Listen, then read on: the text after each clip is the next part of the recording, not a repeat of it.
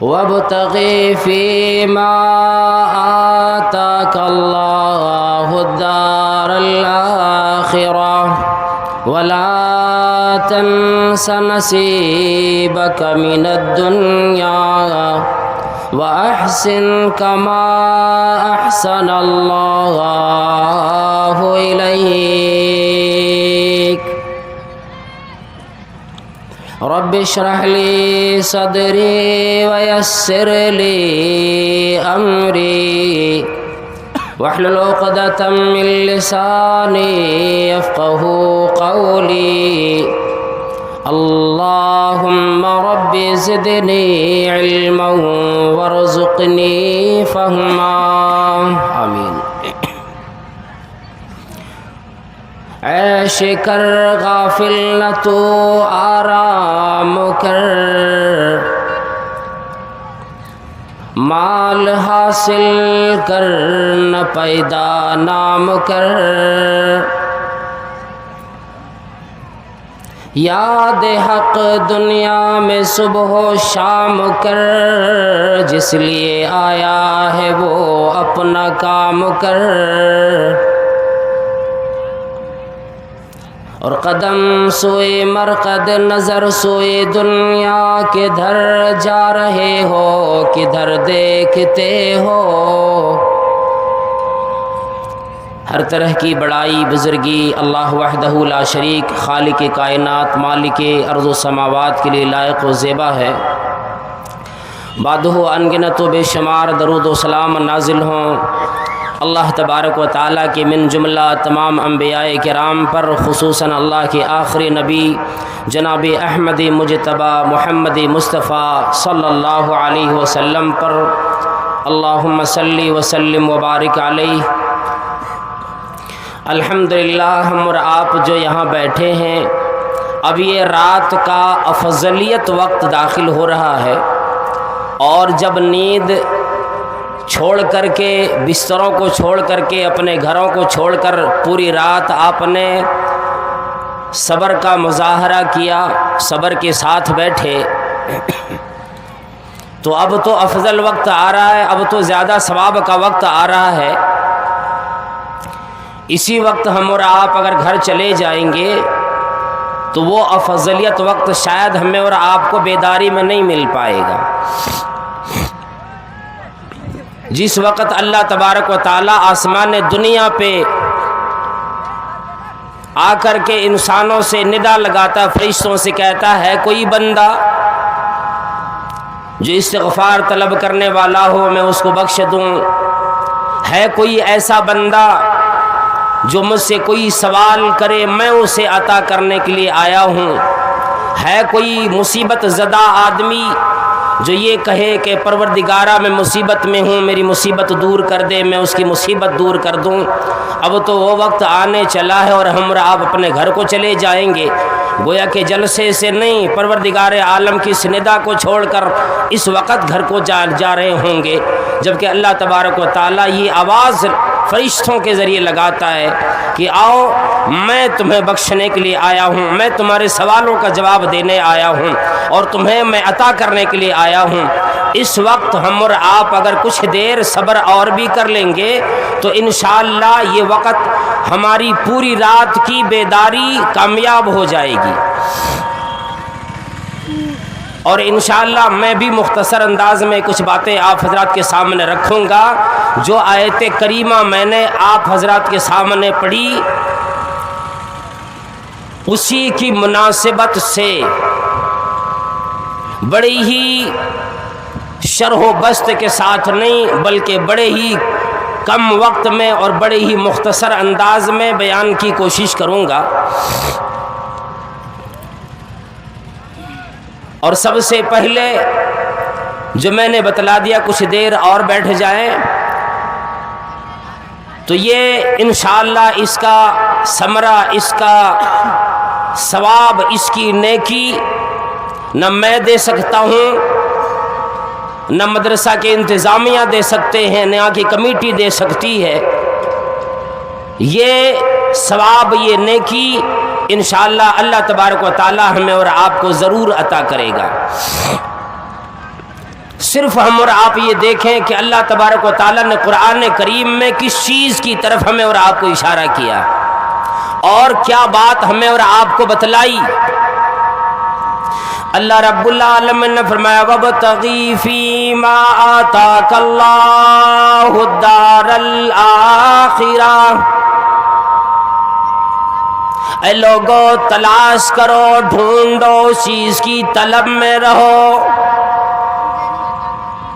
فیما آتاک اللہ، ان چیزوں میں تلاش کرو جو چیزیں اللہ نے تمہیں دے رکھی ہے۔ الدار الآخرہ، آخرت کا گھر بنانے کی فکر کرو۔ وَلَا تَنْسَ نَصِيبَكَ مِنَ الدُّنْيَا، اور دنیا کے اندر جو نصیب، جو تقدیر، جو تیرے قسمت میں اللہ نے کر دی، وہ تمام چیزوں کو بھی نہ بھلاؤ۔ وَأَحْسِن كَمَا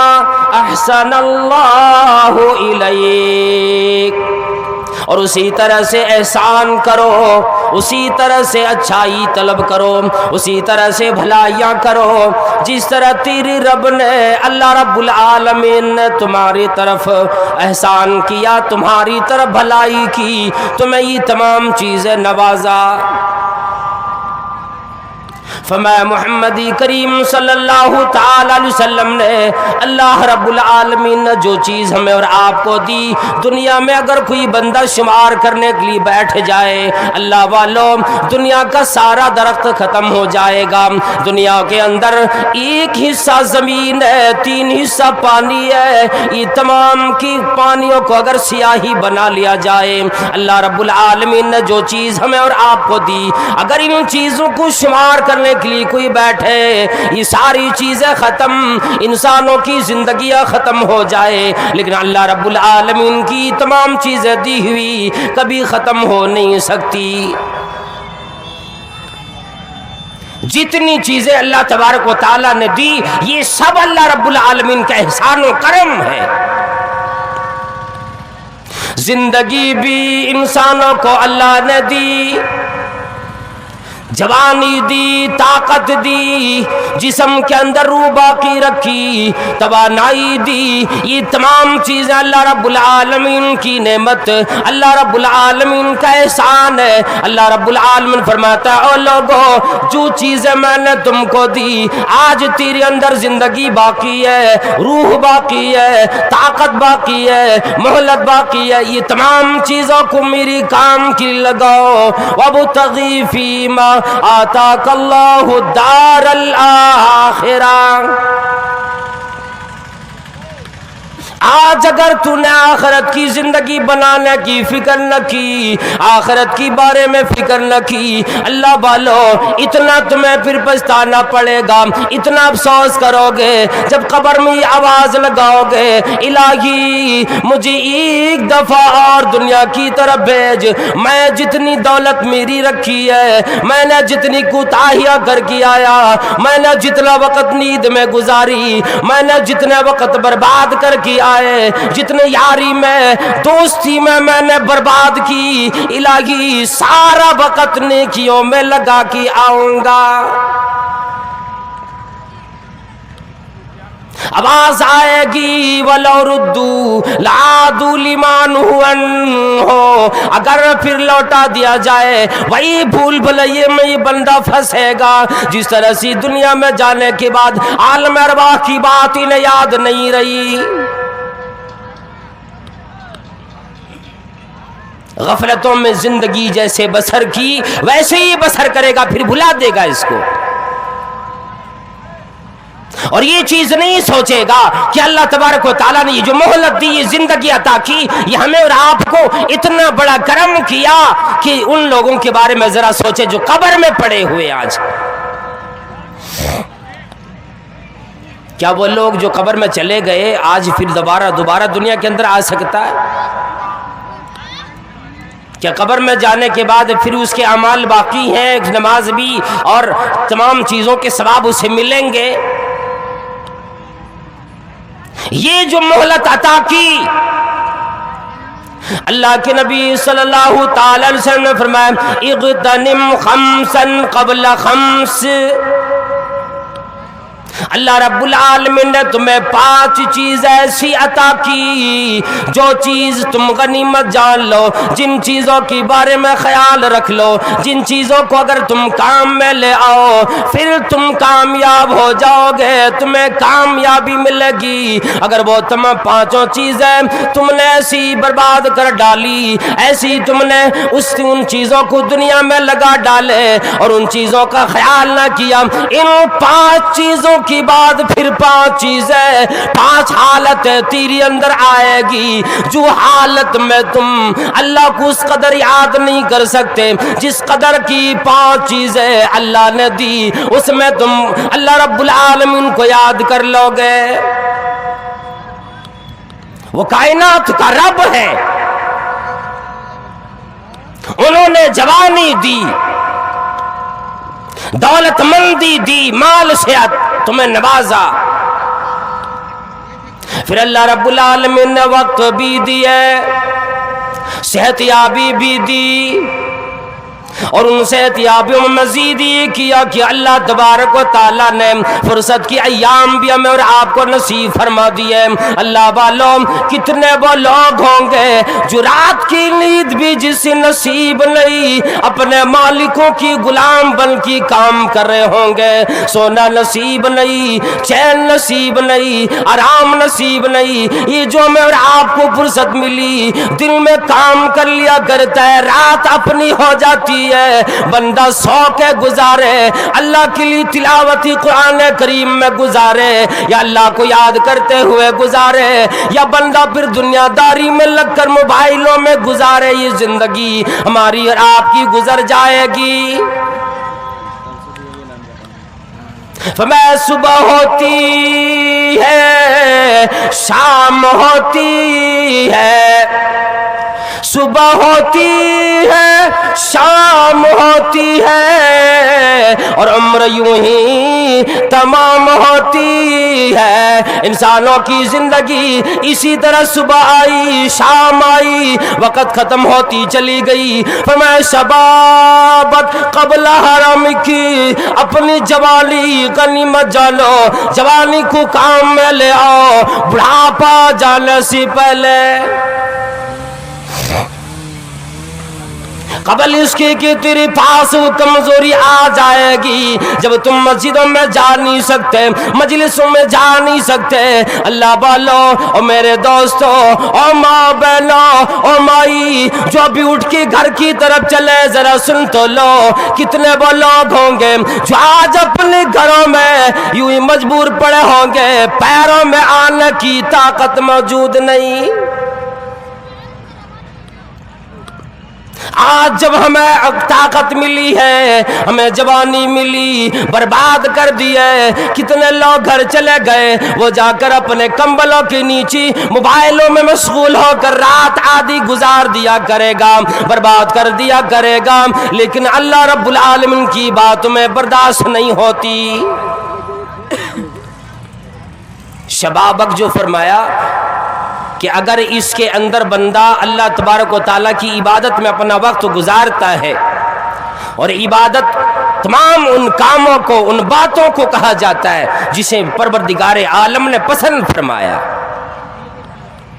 عبادت صرف نماز ہی نہیں، روزے ہی نہیں، زکوٰۃ و خیرات ہی نہیں، میں جتنی چیزیں ربی کریم نے پسند فرما لی، یہ میرا کام ہے، میری قریبی کا ذریعہ ہے، وہ تمام چیزیں اللہ تبارک و تعالیٰ نے عبادت شمار فرما دی ہے۔ یہی چیزیں بندہ کل قیامت میں کہا کرے گا، لو کننا نسمع او ناقل ما کننا فی اصحاب السعیر، اے کاش ہم سن لیے ہوتے، ہم عقل سے کام لیے ہوتے، آج جہنمیوں میں سینہ بن گئے ہوتے۔ حدیث سبا کے اندر جن میں 7 قسم کے لوگوں کا عرش الہی کے سائے میں جگہ ملنا نصیب ہونے والا ہے، ان 7 لوگوں میں سے 7 گروہوں میں سے ایک جماعت وہ ابھی بتلایا جن کے بارے میں فرمایا وَشَبَابَک، تیری جوانی وہ آئے گی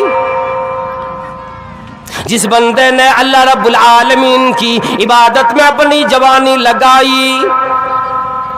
دن میں بھی کام کیا کرتا ہے، اپنی زبان سے سبحان اللہ الحمدللہ کی رٹ لگایا کرتا ہے، کھیت میں کام کرے، کھلیہان میں لگا ہو، گھروں میں لگا ہو، دکان میں بیٹھا ہو، جس جگہ بھی بیٹھا ہو، اپنے رب کریم کو یاد کیا کرتا ہے۔ فرمایا کہ وہ نوجوان جس نے اپنی جوانی عبادت میں گزاری، کل قیامت میں جب سارے لوگ میدان محشر میں پریشان ہوں گے، اللہ کی طرف سے آواز آئے گی میرا فلاں مہمان بندے کو بلا کر میرے عرش کے سائے میں جگہ دے دو، میرا مہمان بنا دو، اس لیے کہ اپنی جوانی کو دیوانی میں برباد نہیں کیا، میری عبادت میں اس بندے نے اپنی جوانی لگائے۔ جوانی کے بعد ایک وقت آنے والا ہے جو کمزوری کا وقت ہوگا، لاغر اور نحیفی کا وقت آئے گا، اور دھیرے دھیرے پھر وہ وقت ایسا آئے گا کہ تمہیں دنیا سے لے جانے والا، یہ دنیا سے رخصتی ملے گی۔ اس لیے کسی نے یوں کہہ دیا کہ یہ دنیا عجب سرائے فانی دیکھی، ہر شے یہاں کی آنی جانی دیکھی، جو جا کے نہ آئے وہ بڑھاپا دکھا، اور جو جا کے نہ آئے وہ جوانی دیکھی۔ جب کمزوری کا وقت آ جاتا ہے بندہ فری کہتا ہے لیت الشباب یعود، اے کاش جوانی ایک دفعہ لوٹ آتی، الہی ایک دفعہ جوانی دے دے۔ یہ جوانی بڑی قیمت والی ہوا کرتی ہے جب بندے کے اندر ساری چیزیں موجود ہے، طاقت بھی موجود ہے، آدمی ہوش و حواس میں بھی اللہ کو یاد کیا کرتا ہے۔ وہ بندہ کتنا خوش نصیب ہے جس نے اپنی جوانی اللہ کی عبادت میں آنے لگے۔ اور مولانا مجھے تو تکلیف اس بات کی ہے میرے پاس وقت ہی موجود نہیں، میں تو ظہر میں جا نہیں سکتا، عصر میں جا نہیں سکتا، مغرب کی نماز میں مجھے فرصت نہیں ملتی، رات دیر تک حساب و کتاب میں لگا بیٹھا ہوتا ہوں، فجر میں مجھے نیند بڑی آتی ہے، میرے پاس فرصت نہیں۔ جب اللہ نے مجھے فرصت دے دے گا پھر میں نماز پڑھنے لگوں، پھر میں اللہ کے لیے نئے کام کرنے لگوں۔ اللہ والوں کتنے وہ لوگ ہیں جسے آج دنیا میں رہنے کے باوجود فرصت نہیں ملتی۔ اور فرمایا مدنی کریم صلی اللہ تعالی علیہ وسلم نے نعمتان مغبون فیہما کثیر من الناس، دو نعمتیں